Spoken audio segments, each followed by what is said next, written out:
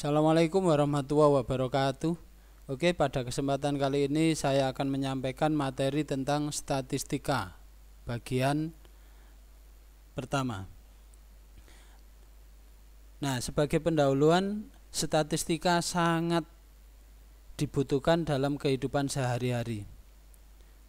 Khususnya manfaatnya yaitu di bidang konsumsi, kesehatan, kemudian bidang produksi, dan bidang-bidang yang lainnya masih banyak sekali.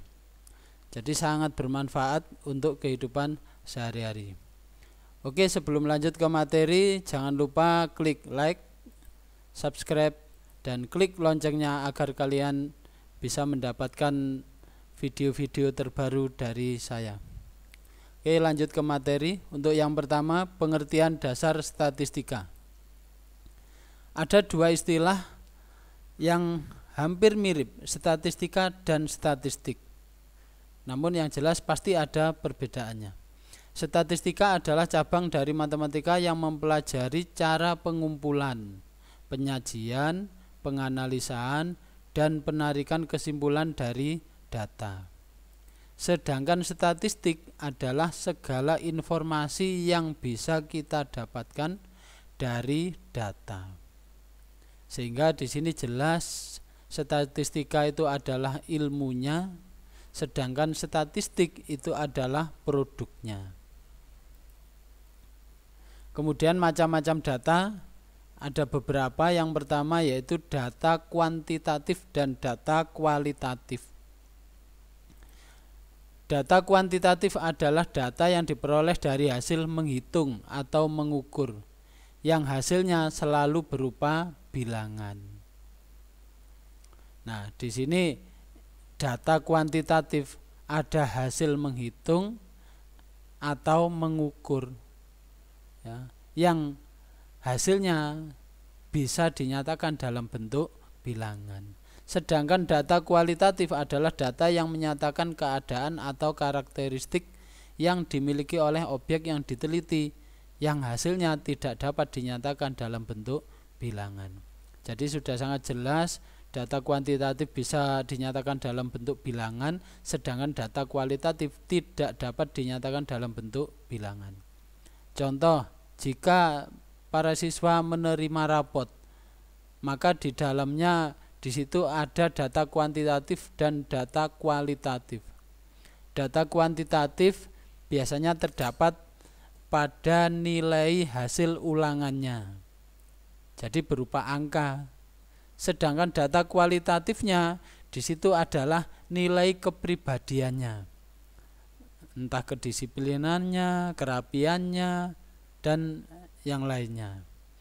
Nah, jadi kalau data kualitatif biasanya ditulis dengan predikat huruf A, B, C, D, atau keterangan sangat baik, baik, cukup baik, dan kurang baik. Kemudian macam-macam data yang kedua, ada data tunggal dan data kelompok. Data tunggal adalah data yang belum diklasifikasikan menurut tingkatan atau kelompok tertentu. Contohnya, jika 10 anak ulangan matematika, maka akan mendapatkan nilai contohnya sebagai berikut: 8, 5, 7, 7, 9, 4, 8, 9, 7, 6.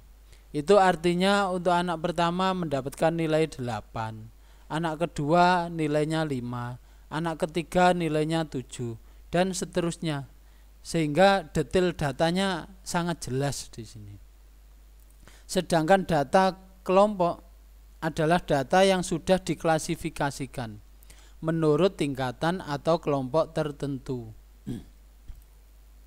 Contohnya, data tinggi badan 30 siswa SMK. Ada 30 siswa SMK di data tinggi badannya. Kelompok yang pertama tinggi badan 151 sampai 155. Ada 5 orang. Kemudian kelompok kedua 156 sampai 160 cm, ada 12 orang. Dan yang ketiga 161 sampai 165 ada 7 orang. Nah, di sini kita tidak tahu detail datanya. Contohnya anak pertama tinggi badannya berapa, kita nggak akan tahu. Ya, inilah perbedaan antara data tunggal dan data kelompok. Jadi untuk data kelompok, anak yang tinggi badannya 152 berarti masuk kelompok yang pertama atau kelas pertama. Anak yang tinggi badannya 164 berarti masuk kelompok yang ketiga. Ini antara data tunggal dan data kelompok. Nah, kemudian materi yang kedua yaitu penyajian data. Nah, untuk penyajian data ada 2 jenis, yaitu penyajian data dalam bentuk diagram dan penyajian data dalam bentuk tabel. Nah, untuk yang pertama dulu, penyajian data dalam bentuk diagram, ada 5 jenis. Yang pertama diagram lambang atau piktogram. Dikatakan diagram lambang karena diagramnya berupa gambar, berupa lambang. Nah, contohnya ini adalah data tentang tingkat pendidikan menurut tingkatnya atau jumlah siswa menurut tingkat pendidikannya. Contohnya TK. Di sini digambar ada 1, 2, 3, 4, 5, 6, 7, 8. Ada 8 gambar, 8 lambang. Kemudian SD ada 9, SMP ada 5, dan SMA ada 6. Nah, tetapi tidak boleh dilupakan di sini ada catatan, ada keterangan. Satu gambar mewakili 20 orang atau satu lambang mewakili 20 orang. Artinya untuk anak TK karena lambangnya tadi ada 8, berarti 8 dikali 20, 160 siswa. Begitu juga untuk anak SD, SMP, dan SMA, masing-masing gambar dikali 20. Nah, ini namanya diagram lambang atau piktogram. Kemudian ada diagram batang. Dikatakan diagram batang karena diagramnya berupa batang-batang. Nah, contohnya ini grafik hasil ketuntasan belajar. Nah, ini contoh diagram batang. Ya. Kemudian ada diagram lingkaran. Dikatakan diagram lingkaran karena memang bentuknya seperti lingkaran. Nah, contohnya ini. Nah, diagram lingkaran umumnya dinyatakan dalam 2 jenis. Ada yang dinyatakan dalam bentuk persen, ada juga yang dinyatakan dalam bentuk derajat. Nah, jika dinyatakan dalam persen, berarti satu lingkaran penuh ini adalah 100%. Dan jika dinyatakan dalam bentuk derajat, berarti satu lingkaran penuh ini adalah 360 derajat. Nah, inilah diagram lingkaran. Kemudian yang keempat ada diagram garis. Dikatakan diagram garis karena diagramnya berupa garis. Nah, contohnya ini diagram tentang harga cabai. Ya, tanggal 10 Oktober harganya mencapai kurang lebih ini 22.000. Kemudian tanggal 11 Oktober naik sedikit, berarti ini kalau ditarik garis lurus pas di tengah berarti Rp22.500. Dan seterusnya. Dari titik-titik ini kita hubungkan dengan garis lurus, maka jadilah diagram garis. Kemudian yang kelima ada histogram dan poligon frekuensi. Nah, contohnya ini hampir sama dengan diagram batang. Cuma bedanya kalau diagram batang itu dibuat terpisah, sedangkan histogram batang-batangnya berhimpit. Ya, ini namanya histogram, batangnya berhimpit. Sedangkan titik tengah masing-masing batang jika dihubungkan dengan garis, maka jadilah poligon frekuensi. Sehingga ini gabungan dikatakan histogram dan poligon frekuensi.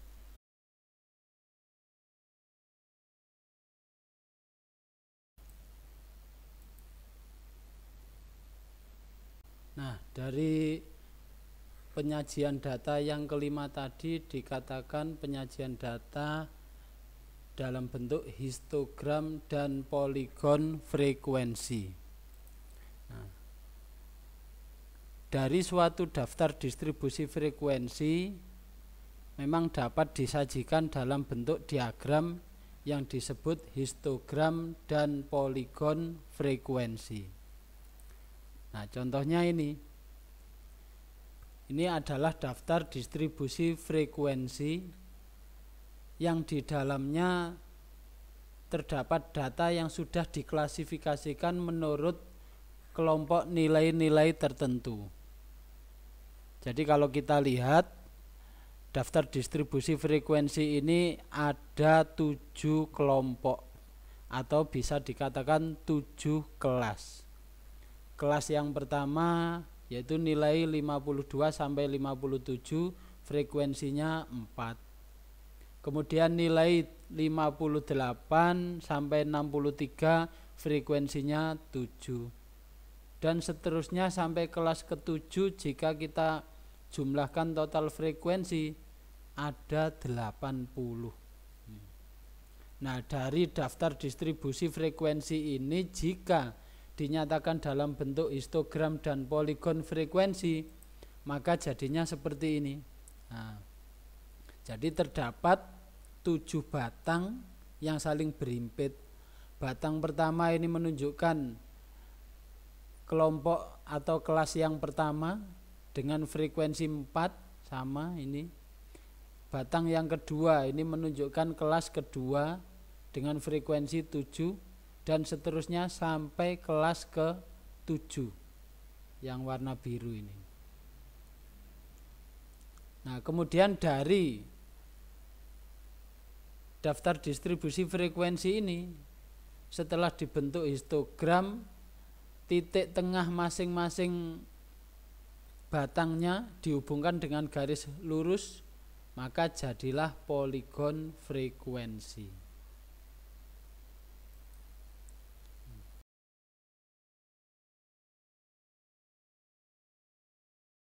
Nah, dalam daftar distribusi frekuensi, kalian harus mengenal beberapa istilah yang terdapat pada daftar distribusi frekuensi ini.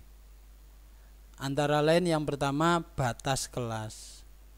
Nah, batas kelas itu menurut pengertian adalah nilai-nilai yang berada di ujung masing-masing kelas. Nah, berarti yang ini, yang sebelah kiri ini dan sebelah kanan, semuanya itu disebut batas kelas. Berarti batas kelas dibagi menjadi 2, yaitu batas kelas bawah atau disingkat BB, yaitu nilai yang berada di ujung bawah kelas. Berarti yang ini 52, 58, 64, 70, 76, 82 dan 88. Ini semuanya disebut batas bawah. Nah, kemudian yang kedua batas atas atau BA, yaitu nilai yang berada di ujung atas kelas. Berarti yang berada di sebelah kanan ini. 57, 63, 69, 75, 81, 87 dan 93. Ini adalah batas atas. Nah, maka kalau ditanya batas bawah kelas kedua berarti 58. Batas atas kelas ketiga berarti 69. Batas bawah kelas ke-7 88. Batas atas kelas ke-7 93. Inilah antara batas bawah dan batas atas atau BB dan BA. Kemudian istilah yang kedua ada tepi kelas. Nah, tepi kelas dibagi menjadi 2 juga, yaitu tepi bawah atau disingkat TB. Nah, TB ini bisa dicari dengan cara BB dikurangi 0,5. Berarti BB-nya yang tadi 52 dikurangi 0,5 untuk kelas pertama 51,5. TB kelas kedua berarti 58 dikurangi 0,5 57,5. Dan seterusnya sama dengan yang lain. Kemudian yang kedua tepi atas atau TA. Itu bisa dicari dengan cara BA atau batas atas ditambah 0,5. Berarti yang sebelah kanan ini masing-masing ditambah 0,5. Ketemulah TA atau tepi atas. Berarti tepi atas kelas pertama adalah 57, batas atasnya ditambah 0,5 sama dengan 57,5. Tepi atas kelas kedua berarti 63 ditambah 0,5, 63,5. Nah, itu tentang tepi kelas. Nah, sekarang istilah yang ketiga ada namanya titik tengah kelas atau XI. Ya, XI. XI ini bisa dicari dengan cara BB batas bawah ditambah BA batas atas dibagi 2. Berarti nilai titik tengah untuk kelas pertama adalah bisa dicari dengan cara 52 ditambah 57 dibagi 2 sama dengan 54,5. Begitu juga untuk yang lain sama BB ditambah BA dibagi 2. Nah, dari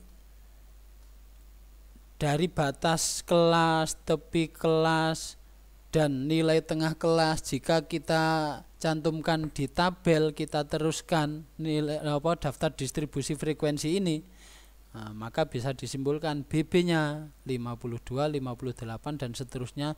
Ini semuanya diambil dari ujung bawah. Yang ini. Kemudian BA-nya, nah, ini semuanya diambil dari ujung atas atau yang berada di sebelah kanan nilainya masing-masing kelas. Nah, kemudian TB 51,5, 57,5 ini asalnya semuanya dari BB dikurangi 0,5. Ya, BB dikurangi 0,5. Kemudian TA-nya 57,5, 63,5 dan seterusnya ini asalnya dari BA ditambah 0,5. Nah, sedangkan XI-nya nilai tengah kelas 54,5, 60,5 asalnya dari BB ditambah BA dibagi 2. Nah, itu XI. Nah, sekarang kita bahas tentang OGIF, ya, atau kurva frekuensi kumulatif. Jika garis diagram poligon frekuensi kumulatif dijadikan kurva mulus, maka kurva tersebut disebut OGIF. Nah, contohnya ini, ya, ada 2 macam OGIF, yaitu OGIF positif dan OGIF negatif.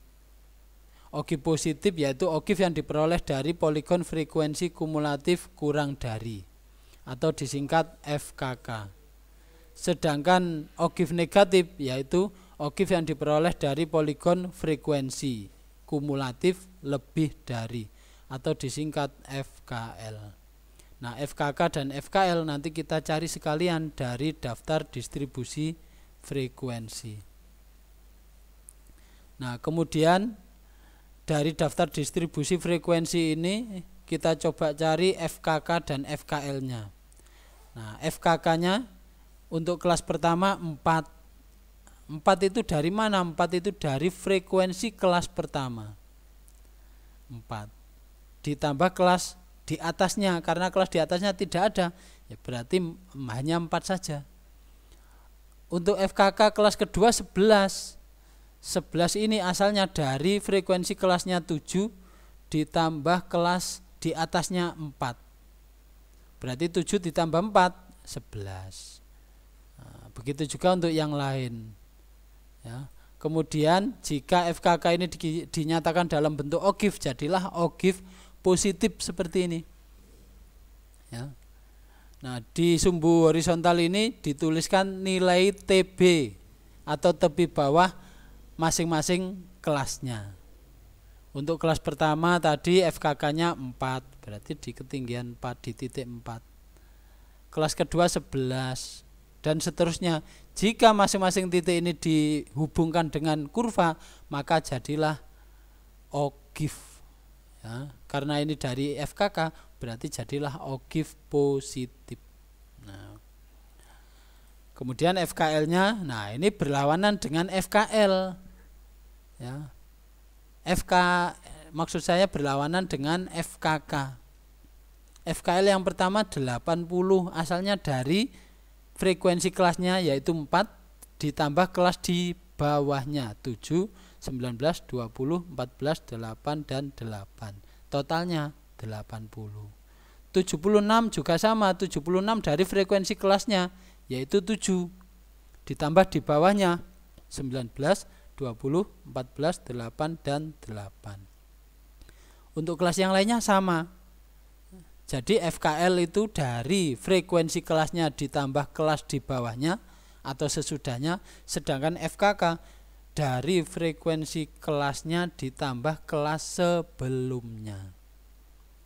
Nah, dari FKL ini jika dinyatakan dalam bentuk OGIF, jadilah OGIF negatif. Nah, seperti ini.